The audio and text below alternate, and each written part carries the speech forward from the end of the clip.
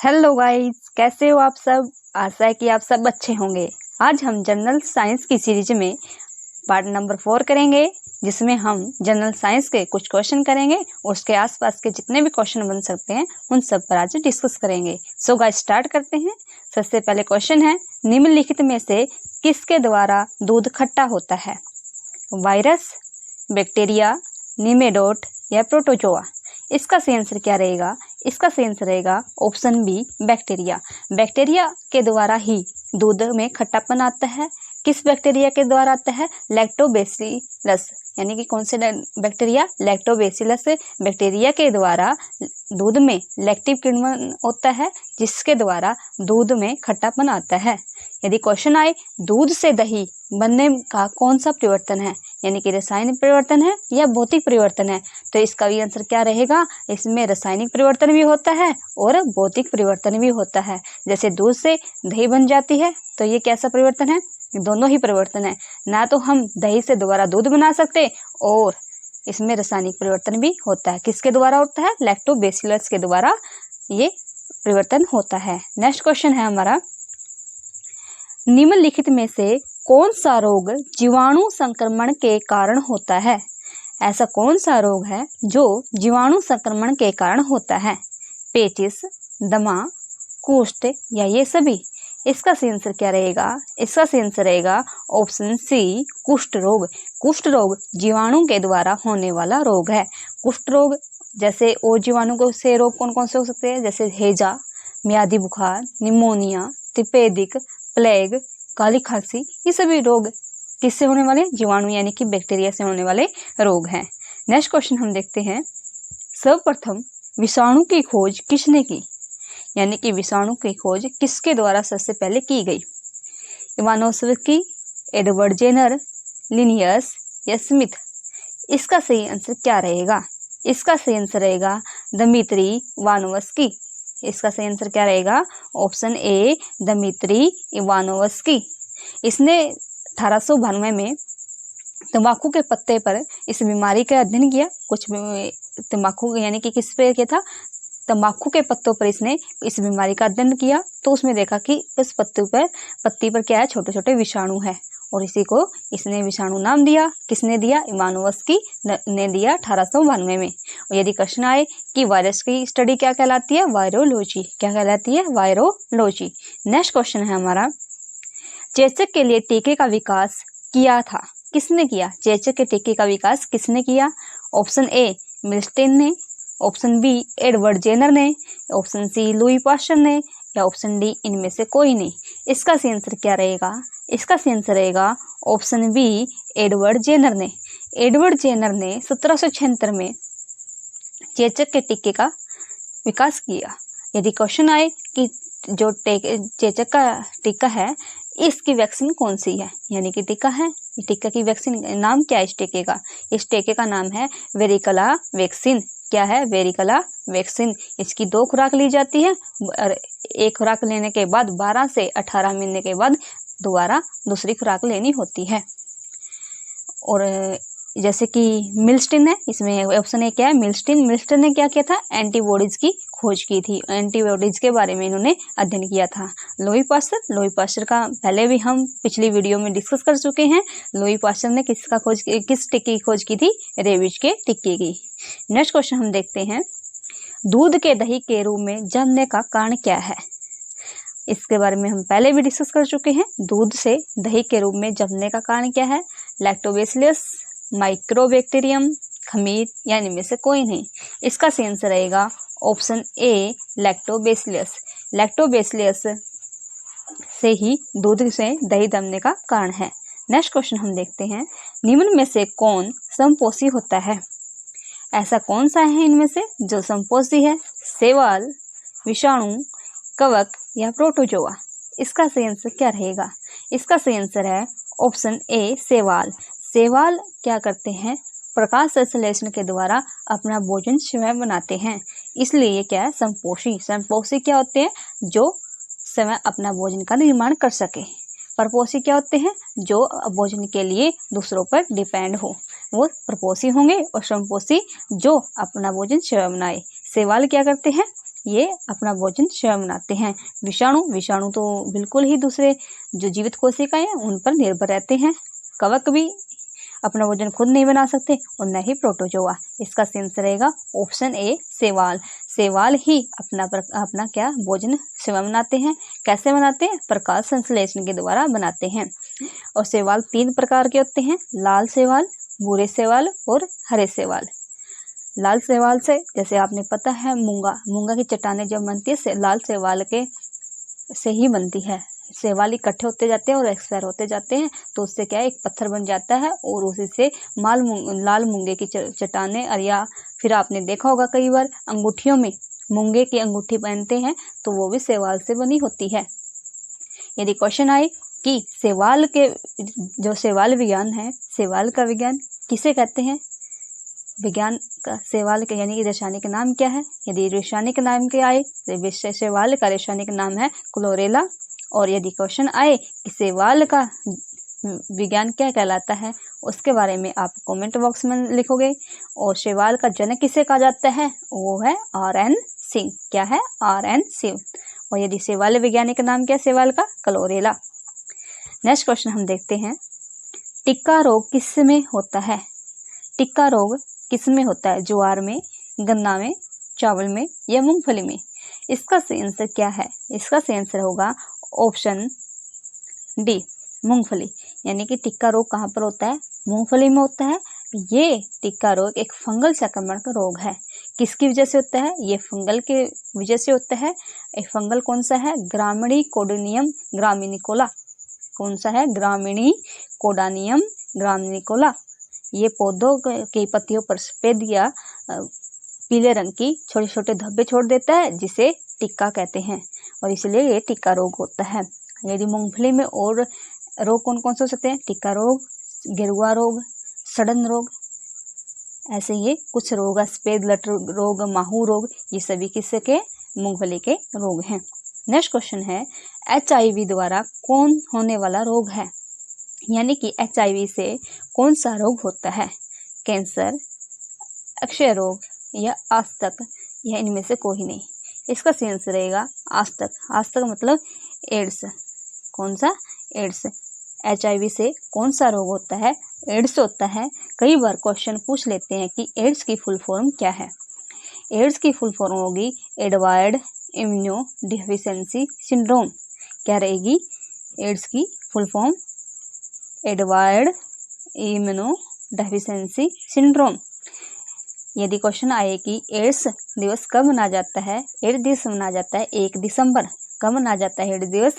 1 दिसंबर। और जो ये एड्स है इम्यूनो सिस्टम डेफिशिएंसी सिंड्रोम, और इससे प्रभावित अंग कौन सा होता है? प्रतिरक्षा प्रणाली। यानी कि हमारी रोग प्रतिरोधक क्षमता बहुत ज़्यादा वीक हो जाती है। क्यों हो जाती है?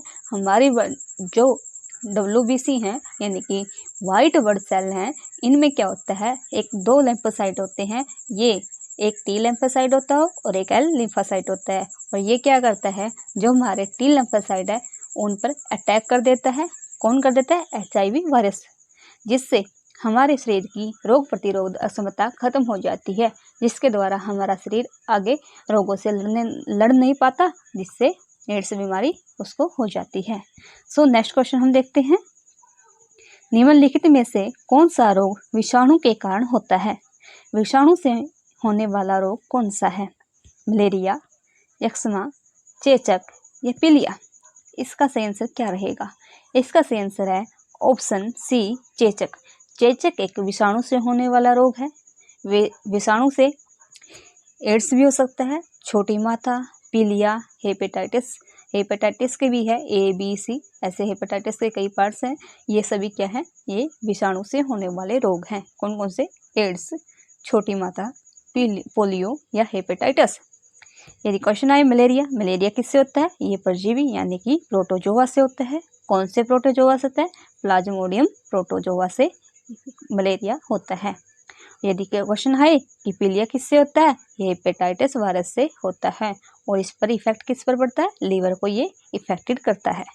नेक्स्ट क्वेश्चन हम देखते हैं, किस शैवाल से आयोडीन प्राप्त होता है? यानी कि आयोडीन की प्राप्ति हमें किस शैवाल से मिलती है? आइडोगोनियम, थुलोथ्रिक्स, एक्टोकार्पस या लेमिनेरिया। इसका सही आंसर क्या रहेगा? इसका सही आंसर रहेगा ऑप्शन डी, लिमिनेरिया। लिमिनेरिया से शैवाल है ये, और इससे सबसे ज़्यादा आयोडीन हमें मिलता है। ये एक बुरा शैवाल है। इसके अलावा हमने रोडिमिनिया और फिलोफोरा, कौन कौन से हैं? रोडिमिनिया और फिलोफेरा नामक शैवाल से भी आयोडीन प्राप्त होता है। और यदि क्वेश्चन आए कि सबसे ज़्यादा किससे होता है? लेमिनेरिया से होता है। और यदि आयोडीन की कमी से कौन सा रोग होता है? मैंने डिजीज में आपको पढ़ाया है, आयोडीन की कमी से गेंगा रोग हो जाता है। गेंगा रोग होता क्यों है? क्योंकि हमारी जो थायराइड ग्रंथि होती है, थायराइड ग्रंथि कहाँ पर होती है? हमारे गले में होती है। तो इसमें क्या होगा? थायराइड ग्रंथि का आकार बढ़ जाएगा, जिससे क्या हो जाता है? गेंगा रोग हो जाता है। ये यदि क्वेश्चन आए कि थायराइड ग्रंथि का आकार कैसा होता है, तो हम क्वेश्चन कर सकते हैं कि इसका आकार तितली के आकार का या फिर एच आकार का थायराइड ग्रंथि का आकार होता है। और जब इस आयोडीन की कमी हमारी बॉडी में हो जाती है तो उस थायराइड ग्रंथि का आकार बढ़ जाता है, जिससे हम गेंगा रोग कहते हैं। नेक्स्ट क्वेश्चन है, हाइड्रोफोबिया रोग उत्पन्न होता है। हाइड्रोफोबिया रोग किससे उत्पन्न होता है? विषाणु से, जीवाणु से, यीस्ट से या प्रोटोजोआ से? इसका सही आंसर क्या रहेगा? इसका सही आंसर है विषाणु। विषाणु के द्वारा हाइड्रोफोबिया होता है। हाइड्रोफोबिया होता क्यों है? हाइड्रो का मतलब होता है जल, और फोबिया का मतलब है डर, यानी कि हाइड्रो मतलब पानी यानी कि जल, फोबिया मतलब डर यानी कि पानी से डर लगना। पानी से डर लगना किस वजह से होता है? किस बीमारी में होता है? रेबीज। जब हमें कोई कुत्ता काट लेता है तब क्या होता है? रेबीज हो जाता है और हमें पानी से डर लगना स्टार्ट हो जाता है। यदि क्वेश्चन आए रेबीज के टीके की खोज किसने की थी? वो की थी लुई पाश्चर ने। सो गाइस, नेक्स्ट क्वेश्चन देखते हैं हम। निम्नलिखित में से किसमें एंजाइम्स नहीं होते? किसमें एंजाइम्स नहीं होते? विषाणु में, जीवाणु में, शैवाल में या लाइकन में? इसका सही आंसर क्या रहेगा? इसका सही आंसर रहेगा ऑप्शन ए, विषाणु में। विषाणु में कोई भी जीवाणु नहीं होता। नेक्स्ट क्वेश्चन है, कुत्ते के काटने से किस विषाणु के द्वारा घात रोग उत्पन्न होता है? क्या कहलाता है? कि कुत्ते के काटने से, अभी हम नेक्स्ट वही क्वेश्चन पढ़ के आए हैं तो उसका थोड़ा उल्टा दिया हुआ है। कुत्ते के काटने से विषाणु के द्वारा जो रोग होता है उसे क्या कहते हैं? हेजा, पेचिस, मम्स या हाइड्रोफोबिया? इसका सही आंसर क्या रहेगा? हाइड्रोफोबिया। हाइड्रो मतलब पानी, फोबिया मतलब डर। पानी से डर लगना कब लगता है? जब कोई कुत्ता काट ले। नेक्स्ट क्वेश्चन है, सार्स SARS क्या है? संचार प्रणाली है, विषाणु जनित रोग है, कवक जनित रोग है या इनमें से कोई नहीं? इसका सही आंसर रहेगा ऑप्शन बी, विषाणु जनित रोग। जैसे कि आप सभी अवगत है इस बात से कि अभी कुछ समय पहले सार्स का नाम काफ़ी ज़्यादा चर्चा में था। क्यों था? क्योंकि एक विषाणु जनित रोग थी जिसे हम कोविड-19 कहते हैं, यानी कि कोरोना वायरस। कोरोना वायरस का नाम क्या था? SARS, SARS। या क्या ये क्या थी? सार्स एक संक्रामक बीमारी थी। और इसका वायरस क्या था? इसका वायरस का नाम था SARS-CoV-2। इसके वायरस का नाम क्या था? SARS-CoV-2 इसके विषाणु का नाम था। किसके? कोरोना वायरस के विषाणु का। इसके लिए हमारे इंडिया में मेनली जो वैक्सीन थी वो 2 वैक्सीन का निर्माण हुआ, एक कोविशील्ड और एक कोवैक्सीन। कोविशील्ड सीरम इंस्टीट्यूट के द्वारा बनाई गई थी। किसके द्वारा? कोविशील्ड सीरम इंस्टीट्यूट के द्वारा, और कोवैक्सीन भारत बायोटेक के द्वारा। इसलिए अभी आधार पुणे वाला जो सीरम इंस्टीट्यूट के मालिक थे उनको अभी कुछ समय पहले पद्म विभूषण से भी सरकार के द्वारा सम्मानित किया गया था। नेक्स्ट क्वेश्चन है, खसरा निम्नलिखित संक्रमण के कारण होता है।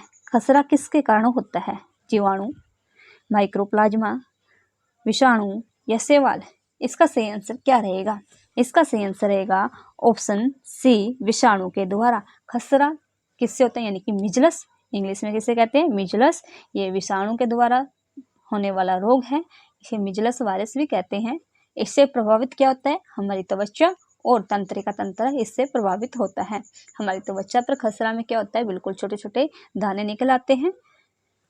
और यदि क्वेश्चन आए कि जीवाणु की खोज किसने की थी, मैंने पहले क्वेश्चन आपको बताया पिछली वीडियो में। यदि पिछली वीडियो नहीं देखी है तो आप लिस्ट बनी हुई है, उसमें जाकर आप कुछ वीडियो पहले हमने 3 पार्ट कर चुके हैं, वो जाके देख सकते हैं। जीवाणु है, जीवाणु की खोज किसने की थी, ल्यूवेनहॉक ने। किसने की थी, ल्यूवेनहॉक ने। ल्यूवेनहॉक वही है जिन्होंने जीवित कोशिका की खोज की थी। उसके बाद है जैसे विषाणु की खोज किसने की, विषाणु को खोज की थी इवानोव्स्की ने। किसने की थी, इवानोव्स्की ने। और यदि क्वेश्चन आए कि माइक्रोप्लाज्मा की खोज किसने की थी, माइक्रोप्लाज्मा की खोज की थी ई नोकार्ड और ई रोक्स ने। किसने की थी, ई नोकार्ड और ई रोक्स ने। नेक्स्ट क्वेश्चन है, आलू में मोजेक रोग का तत्व है, यानी कि आलू में मोजेक रोग किस कारण से होता है, फफूंदी, लाइकेन, जीवाणु या विषाणु। इसका सही आंसर रहेगा ऑप्शन डी, विषाणु के द्वारा ही आलू में मोजेक रोग होता है। नेक्स्ट क्वेश्चन है, जंतु में होने वाले फुट एंड माउथ रोग किसके कारण उत्पन्न होती है, यानी कि जंतुओं में जो फुट एंड माउथ रोग, यानी जिसे हम एक देहाती भाषा में क्या कहते हैं, मुंह और खुरपका रोग होता है, उसे ही फुट एंड माउथ रोग कहते हैं। ये किस वजह से होता है, विषाणु से, प्रोटोजोआ से, जीवाणु से, या ये सभी। इसका सही आंसर क्या रहेगा, इसका सही आंसर रहेगा विषाणु से। यानी कि पशुओं में जो फूड एंड माउथ रोग होता है या मुंह व खुरपका रोग होता है, वो किससे होता है, विषाणु से होता है। और कौन सा विषाणु होता है इसमें, पिकोरोना विषाणु होता है। कौन सा, पिकोरोना विषाणु के द्वारा फुट एंड माउथ रोग पशुओं में होता है। नेक्स्ट क्वेश्चन है, शैवालों की कोशिका भित्ति किससे बनी होती है, जो शैवाल होते हैं उनकी कोशिका भित्ति किससे बनी होती है, क्यूटिन से, काइटिन से, सुब्रेन से या सेलुलोज से। इसका सही आंसर क्या रहेगा, इसका सही आंसर रहेगा सेलुलोज से। जो शैवाल होते हैं इनकी कोशिका भित्ति द्विस्तरीय होती है, यानी कि द्विस्तरीय का मतलब क्या है कि ये दोहरी स्तर की होती है। जैसे कि ये कोई शैवाल है, इसकी कोशिका भित्ति क्या होगी, द्विस्तरीय होगी, यानी कि 2 बार से 2 लेयर होंगी इसकी कोशिका भित्ति की। पहली जो आउटर लेयर होती है वो किससे बनी होती है, सेलुलोज से बनी होती है। सॉरी, आंतरिक लेयर, जो आंतरिक लेयर होती है वो सेलुलोज से बनी होती है। और जो बाहरी जो भित्ति होती है, बाहरी लेयर होती है, वो प्रोटोपेक्टिन से बनी होती है। किससे बनी होती है, जो बाहरी दीवार होती है वो प्रोटोपेक्टिन से बनी होती है, जबकि जो अंदर की दीवार होती है वो सेलुलोज से बनी होती है। नेक्स्ट क्वेश्चन है, केल्प प्राप्त होता है, केल्प किससे प्राप्त होता है, लाइकेन से, समुद्री शैवाल से, जलीय शैवालों से या शैवालों से। इसका सही आंसर क्या रहेगा, इसका सही आंसर है समुद्री शैवालों से। केल्प हमें समुद्री शैवालों से प्राप्त होता है। नेक्स्ट क्वेश्चन है, जो केल्प होते हैं ये बुरे एक शैवाल होते हैं और ये एक उथला हुआ पानी में ही मिलते हैं। जहाँ पानी कम होता है, जहाँ जैसे मैंग्रोव्स होते मिलते हैं, वहीं पर केल्प प्राप्त होते हैं। नेक्स्ट क्वेश्चन है, शैवालों की कोशिका भित्ति किसकी बनी होती है, जो शैवाल होते हैं उनकी कोशिका भित्ति किससे बनी होती है, क्यूटिन से, काइटिन से, सुब्रेन से या सेलुलोज से। अभी हम इसके बारे में डिस्कस कर चुके हैं, ये किससे बनी होती है, सेलुलोज से बनी होती है। और ये सेलुलोज की ये आंतरिक होती है, यानी कि काइटिन की आंतरिक दीवार होती है। और बाहरी दीवार किससे बनी होती है, प्रोटोपेक्टिन से बनी होती है। यदि काइटिन आए, काइटिन किसकी कोशिका भित्ति होती है, काइटिन से किसकी बनी होती है, ये कवक की कोशिका भित्ति काइटिन से बनी होती है। जबकि सेलुलोज की और किससे बनी होती है, सेलुलोज की जो प्लांट यानी कि पादप कोशिकाएं हैं उनकी भी कोशिका भित्ति सेलुलोज से बनी होती है। नेक्स्ट क्वेश्चन है हमारा, कैल्क हम पढ़ चुके हैं। लाल सागर का लाल रंग किसकी उपस्थिति के कारण होता है, लाल सागर के बारे में आप सभी ने सुना होगा, तो उसमें लाल रंग किस कारण से होता है, मांस के कारण, लाइकेन के कारण, शैवाल के कारण या जीवाणु के कारण। इसका सही आंसर क्या रहेगा, इसका सही आंसर रहेगा शैवाल के कारण। मैं जैसे कि मैंने कुछ समय पहले ही बताया आपको, शैवाल 3 प्रकार के होते हैं। कौन से? लाल शैवाल, भूरे शैवाल और हरे शैवाल। 3 प्रकार के शैवाल होते हैं। और शैवाल क्या करते हैं? अपना भोजन स्वयं निर्माण करते हैं। कैसे करते हैं? प्रकाश संश्लेषण के द्वारा ये अपना भोजन निर्माण करते हैं। शैवाल का वैज्ञानिक नाम क्या है? क्लोरेला है। और शैवाल के जनक कौन है? आर.एन. सिंह। क्या है? आर.एन. सिंह शैवाल के जनक हैं। और ये लाल रंग क्या होता है? जो लाल रंग के शैवाल है, उन्हीं की उपस्थिति के कारण इस लाल सागर का रंग लाल दिखाई देता है। नेक्स्ट क्वेश्चन है, अगर अगर किससे प्राप्त होता है? एक अगर पदार्थ है जो एक यदि पानी में डाल दे तो पानी को जेली टाइप में परिवर्तित कर देता है। ज़्यादातर फ्रूट्स केक बनाने में इसका प्रयोग किया जाता है।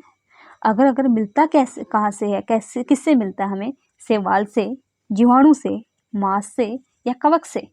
इसका सही आंसर क्या रहेगा? इसका सही आंसर है ऑप्शन ए, शैवाल से। अगर हमें शैवाल से मिलता है। और यदि क्वेश्चन आए कि जो शैवाल है वो कितने प्रकार के होते हैं, अभी हमने पढ़ा है हरा, लाल और कैसा? हरा, लाल और भूरे रंग का शैवाल होता है। और ये समपोषी होते हैं, अपना भोजन स्वयं निर्माण करते हैं।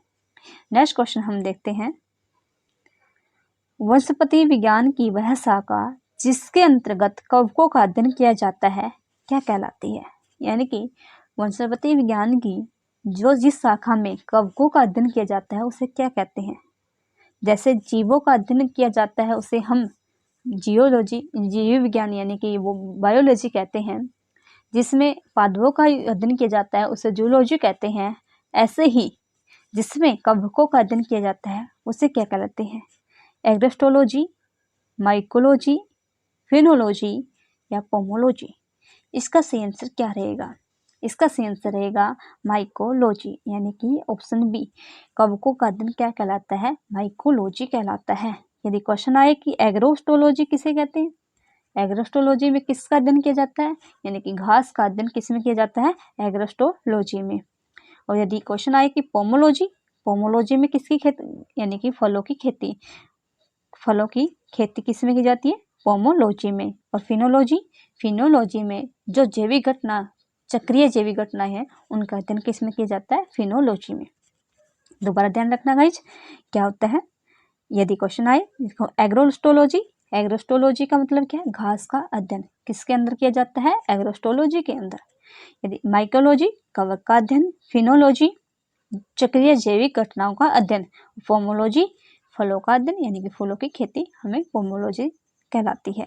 नेक्स्ट क्वेश्चन है, कवकों की कोशिका भित्ति किसकी बनी होती है? जो कवक होते हैं उनकी कोशिका भित्ति किससे बनी होती है? काइटिन व हेमीसेलुलोज, लिपिड, प्रोटीन या सेलुलोज? इसका सही आंसर क्या रहेगा? इसका सही आंसर है ऑप्शन ए, काइटिन एम हेमीसेलुलोज। जैसे कि मैंने आपको पहले भी बताया है, कवक है उनकी कोशिका क्या होगी? काइटिन की और हेमीसेलुलोज की बनी होती है। सेलुलोज की किसकी बनी होती है? पादप की। किसकी बनी होती है? पादप की कोशिका भित्ति बनी होती है। प्रोटीन और लिपिड की जंतु कोशिका की। जंतु कोशिका की जो कोशिका भित्ति है वो कोशिका झिल्ली, जंतु कोशिका में कोई भी कोशिका भित्ति नहीं होती, जबकि उसमें क्या होती है? कोशिका झिल्ली होती है। और उनकी कोशिका झिल्ली जंतु कोशिका की किससे बनी होती है? लिपिड और प्रोटीन से। सेलुलोज की कोशिका भित्ति किसकी होती है? प्लांट्स सेल्स की। और यदि काइटिन यानी कि कवकों की काइटिन से बनी होती है। नेक्स्ट क्वेश्चन है, सभी कवक सदैव होते हैं। कवक क्या होते हैं? परजीवी, विविध पोषी या समपोषी? कवक हमेशा क्या होते हैं? विविध पोषी होते हैं, जिसे क्या कहते हैं? हेट्रोफाइट्स। क्या कहते हैं? हेट्रोफाइट्स कहते हैं। यानी कि कवक क्या होते हैं? हेट्रोफाइट्स होते हैं, विविध पोषी होते हैं। नेक्स्ट क्वेश्चन है, वृक्षों की छाल पर उगने वाले कवक कहलाते हैं। जो कवक वृक्षों की छाल पर उगते हैं उन्हें क्या कहते हैं? जूफिलस, कॉर्टिकोलस, कोप्रोफिल्स या सॉक्सिकोल्स? इसका सही आंसर क्या रहेगा? इसका सही आंसर है कोर्टिकोलस। क्या है? कोर्टिकोलस। जो वृक्षों की छाल पर उगते हैं उन्हें क्या कहते हैं? कोर्टिकल्स कहते हैं। यदि क्वेश्चन आए कि क्रोपोफिल्स किसे कहते हैं? क्रोपोफिल्स गोबर में यानी कि पशुओं के गोबर में उगने वाले कवकों को क्रोपोफिल्स कहते हैं। और यदि क्वेश्चन आए कि वृक्षों की छाल पर उगने वाले, कोर्टिकोल्स। नेक्स्ट क्वेश्चन है, गोबर पर उगने वाले कवक कहलाते हैं। ये आ ही चुका है, जैसे कि मैंने बताया था अभी कि जो गोबर पशुओं का गोबर होता है इससे उपले बनाए जाते हैं, तो उस पर जो कवक उगते हैं, जैसे कि आपने कई बार देखा भी होगा बरसात के समय में गोबर पर एक कुछ कवक उग कर आते हैं सफेद से, उसे हम बचपन में सांप की छतरी भी बोलते थे। आप क्या बोलते थे? कमेंट बॉक्स में जरूर लिखिएगा।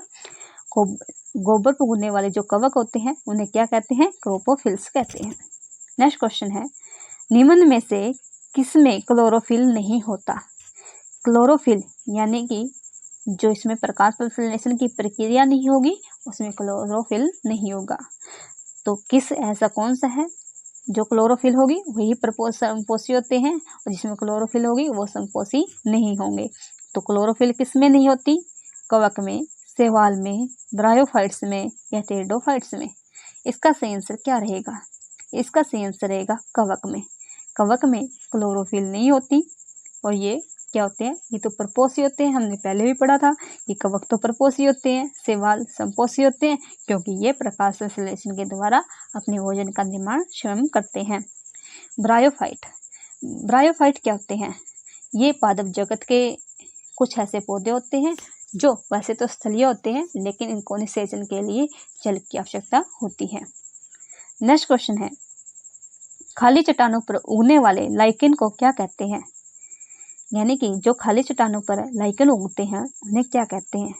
परमेलिया, सेक्टिलिस, सेक्सिकोल्स, यानी में से कोई नहीं। इसका सही आंसर क्या रहेगा? इसका सही आंसर रहेगा ऑप्शन सी, सेक्सिकोल्स।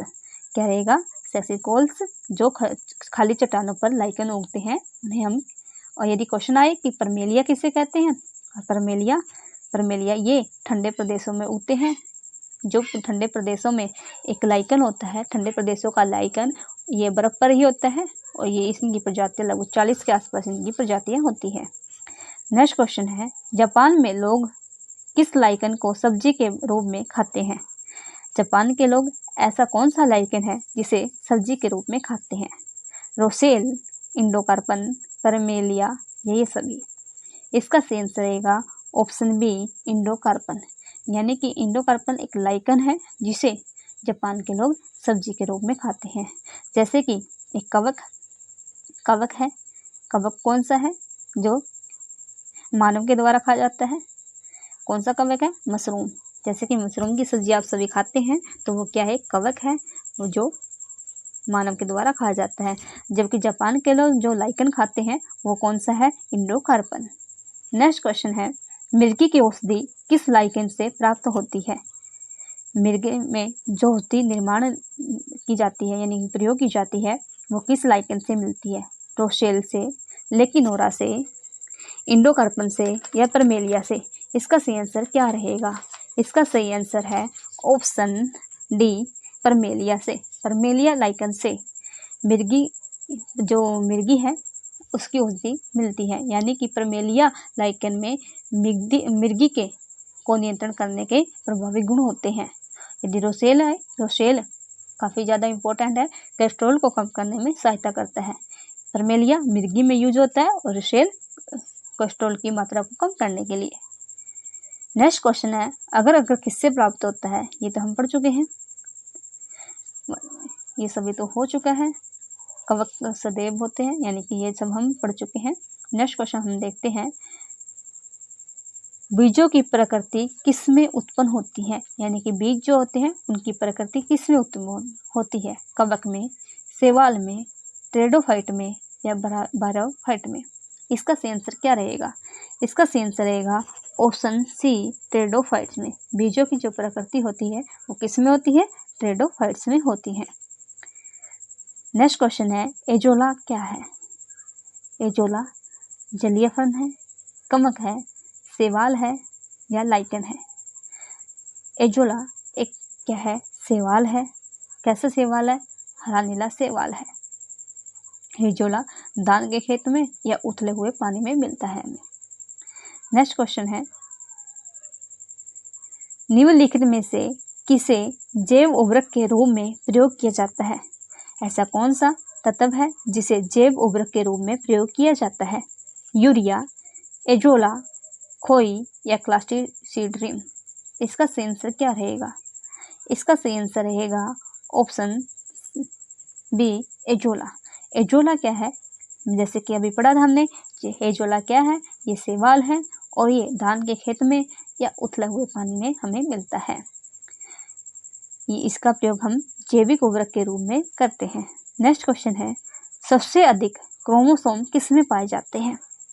क्रोमोसोम यानी कि गुणसूत्र जो हमेशा क्या होते हैं, जोड़ों में होते हैं, वही सबसे ज़्यादा किस में पाए जाते हैं?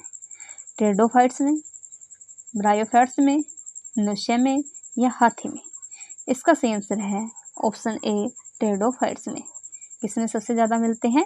टेरिडोफाइट्स में सबसे ज़्यादा गुणसूत्र यानी कि क्रोमोसोम मिलते हैं। यदि मनुष्य की बात करें, मनुष्य में कितने मिलते हैं? 46 मिलते हैं, यानी कि 23 जोड़ी क्रोमोसोम की मिलती हैं, जिनमें से जो 44 गुणसूत्र होते हैं वो हमारे काल्पनिक होते हैं और दो जो गुणसूत्र होते हैं, जेंट्स में XY और लेडीज में XX, इन्हें ये ही क्या करते हैं? लिंग निर्धारण करते हैं, इसलिए इन्हें लिंग निर्धारण गुणसूत्र भी कहते हैं। मनुष्य में कितने होते हैं? टोटली 46 होते हैं। यदि जोड़े की बात करें तो 23 यानी कि 23 जोड़े मनुष्य में होते हैं। हाथी में यदि क्वेश्चन आए कि हाथी में कितने क्रोमोसोम होते हैं, तो हाथी में होते हैं 56। कितने होते हैं? 56। मनुष्य में 46 और हाथी में 56। नेक्स्ट क्वेश्चन है हमारा, किस वर्ग के पौधों में बीज बनते हैं? क्या है? किस पौधे के वर्ग के पौधों में बीज बनते हैं परंतु बीज नग्न रूप से पौधे पर लगे रहते हैं? बीज तो बनते हैं लेकिन बीज क्या करते हैं? नग्न रूप से पौधों पर लगे रहते हैं। ऐसे कौन से वर्ग है? जिम्नोस्पर्म, एंजियोस्पर्म, टेरिडोफाइट्स या ब्रायोफाइट्स? इसका सही आंसर क्या रहेगा? इसका सही आंसर रहेगा ऑप्शन ए, जिम्नोस्पर्म। जिम्नोस्पर्म वर्ग के पौधों में बीज लगते हैं लेकिन वो नग्न रूप से पौधों पर लटके होते हैं, जैसे कि नारियल। नारियल क्या है? जिम्नोस्पर्म प्रणाली का पौधा है। नेक्स्ट क्वेश्चन है, सिल्वीकल्चर वनस्पति विज्ञान की वह शाखा है जिसमें वर्णन होता है, यानी कि सिल्वीकल्चर है जो इसमें किस चीज़ का वर्णन होता है, यानी कि किसकी स्टडी होती है सिल्वीकल्चर में? वन के विकास का, सिलिसिफाइड पादपों का, कवकों के संवर्धन का या शैवालों के संवर्धन का? इसका सही आंसर रहेगा ऑप्शन डी, शैवालों के संवर्धन का। सिल्वीकल्चर यानी कि शैवालों का संवर्धन क्या कहलाता है? सिल्वीकल्चर कहलाता है। क्या कहलाता है? शैवालों का संवर्धन क्या कहलाता है? सिल्वीकल्चर कहलाता है। नेक्स्ट क्वेश्चन है, प्रोटीन जो कोशिका के भीतर उपयोग की जाती है किसके द्वारा संश्लेषित होती है? यानी कि प्रोटीन जो हमारी कोशिका के अंदर बनता है तो वो किसके द्वारा संश्लेषित होता है? यानी कि प्रोटीन का निर्माण किसके द्वारा हमारी बॉडी में किया जाता है? अंतःप्रद्या जालिका, गोल्जी कोए, मुक्त राइबोसोम या बंधित राइबोसोम? इसका सही आंसर क्या रहेगा? गाइस, राइबोसोम इसके बारे में हम पहले भी पढ़ चुके हैं, किसके द्वारा होता है प्रोटीन का संश्लेषण? इसका सही आंसर रहेगा मुक्त राइबोसोम के द्वारा। मुक्त राइबोसोम कहाँ पर मिलते हैं? इनका निर्माण अंतःप्रद्या जालिका में होता है। अंतःप्रद्या जालिका में दो चीज़ों का निर्माण होता है, एक राइबोसोम के द्वारा प्रोटीन का, और जो चिकनी यार होती है वहाँ पर किसका निर्माण होता है? वसा का। यानी कि अंतःप्रद्या जालिका जो होती है उसमें वसा और प्रोटीन दोनों का निर्माण होता है। बस इसमें प्रोटीन का निर्माण कौन करता है? राइबोसोम्स के द्वारा प्रोटीन का निर्माण किया जाता है। यदि क्वेश्चन आए कि फली वाले पौधों में कौन सा तत्व होता है? राइबोसोम होता है जो प्रोटीन का निर्माण करता है। नेक्स्ट क्वेश्चन है, निम्न में से बैक्टीरिया से फैलने वाला रोग है, यानी कि बैक्टीरिया से फैलने वाला रोग कौन सा है? चेचक, तपेदिक, ममोर्पस या पीलिया? इसका सही आंसर क्या रहेगा? इसका सही आंसर रहेगा चेचक, यानी कि बैक्टीरिया यानी कि जीवाणु से फैलने वाले रोग कौन कौन से हैं? इसकी एक ट्रिक भी है, यदि आप चाहो तो उसको याद कर सकते हैं। गोटी ने नींबू को छटा, सीढ़ी प्ले करने को कहा। यानी कि गिनोरिया, टिटेनस, निमोनिया, कोड, अक्षय रोग, टाइफाइड, सिफिलिस, डिप्थीरिया, प्लेग, काली खांसी, हैजा, ये सभी रोग बैक्टीरिया से होने वाले रोग हैं। कौन कौन से होते हैं? गोनोरिया, टिटनेस, निमोनिया, कोड, अक्षय रोग, typhoid, syphilis, diphtheria, plague. Plague को क्या कहते हैं? काली मौत भी कहते हैं। काली खांसी, हैजा। हैजा उस स्थान पर सबसे ज़्यादा होता है जहाँ पर बाढ़ वगैरह आती रहती हैं। नेक्स्ट क्वेश्चन हम देखते हैं, मूलांकुर के अतिरिक्त पौधे के किसी भी भाग से विकसित होने वाली जड़ें क्या कहलाती हैं? यानी कि पौधे की जड़, यानी कि पौधे की जड़ हमने पता है कि नीचे होती है, यानी कि मूलांकुर के अतिरिक्त जो पौधे में जड़ें विकसित होती हैं उन्हें क्या कहते हैं? जैसे बरगद की जड़ें आपने देखा होगा कि टहनियों से भी उनकी जड़ें क्या होती है? निकल आती हैं। ऐसे ही मैंग्रोव क्या होती है? उनकी जड़ें ऊपर निकल आती हैं। तो उन जड़ों को क्या कहते हैं? अवस्तंभ मूल, तंतुमय मूल, अपस्थानिक मूल, या इनमें से कोई नहीं। इसका सही आंसर रहेगा ऑप्शन सी, अपस्थानिक मूल। यानी कि अप मतलब ऊपर, स्थानिक यानी किसी स्थान से, मूल मतलब जड़ निकलना, यानी कि ऊपर किसी भी स्थान से जड़ निकलना क्या कहलाएगा? ये पौधों के उस भाग को कहेंगे जहाँ, और यानी कि पौधे के किसी भी भाग से जड़ निकलना, उसे हम क्या कहते हैं? अपस्थानिक मूल जड़ कहते हैं। नेक्स्ट क्वेश्चन है, मूलांकुर से विकसित होने वाली जड़ क्या कहलाती है? यानी कि जो मूलांकुर से विकसित होंगी जड़, उन्हें हम क्या कहेंगे? मूसला जड़ें कहते हैं। जो मूलाकार से जड़ उत्पन्न होती है हमें उसे तो मूसला जड़ें कहते हैं, लेकिन जो मूसला जड़ से अतिरिक्त और कहीं से भी जड़ें निकलती हैं उसे क्या कहते हैं? अस्थानिक मूल कहते हैं। सो गाइज, आज की इतने क्वेश्चन। यदि वीडियो अच्छी लगी है तो लाइक करें, चैनल को सब्सक्राइब करें। Thank you.